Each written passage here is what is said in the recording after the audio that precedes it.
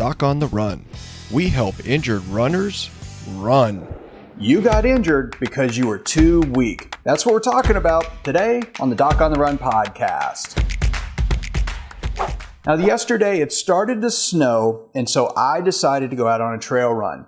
It was raining earlier. I don't truthfully like running when it's 30-something degrees and raining, but it started to snow, and I don't mind that so much. Might be a little bit cold, but I don't get so wet.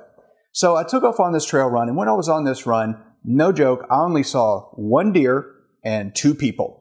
I actually came around a corner under these cliffs, and there were two climbers approaching me, and they were wearing jackets and all that kind of stuff, having all their climbing gear, but I just stopped and I looked at them, and I said, "Isn't it too cold for climbing?" And the guy's climbing partner that I was looking at, he actually said, "Isn't it too cold for a trail run?" And they both started to laugh.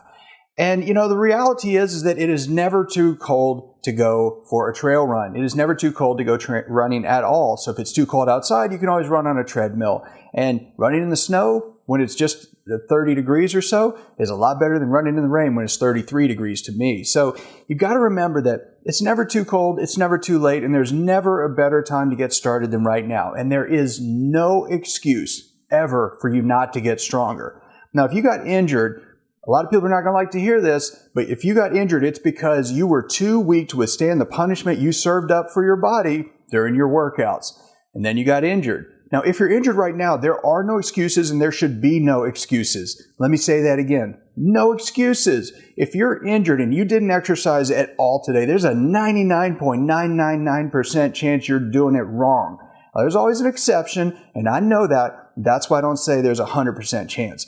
Maybe there really is some reason you can't exercise, but I seriously doubt it because I talk to injured runners all day. In the majority of cases, I believe that if you're injured, you could and should still be trying to get stronger. Now, that doesn't mean beating up your injury. It means figuring out what you can do to maintain your running fitness and strengthen everything else in your system that needs to support you when you start running again so that you can get back to running.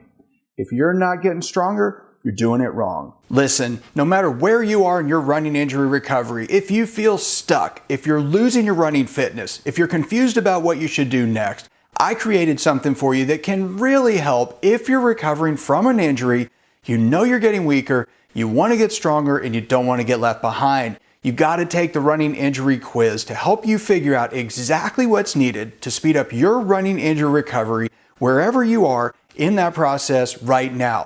I promise it's going to give you some things that you can think about that you can actually be doing differently based on your unique circumstances right now. You got to go check it out, go through the quiz, and I promise it'll help you. You can get it free. It's at docontherun.com/quiz. So go check it out now. docontherun.com/quiz.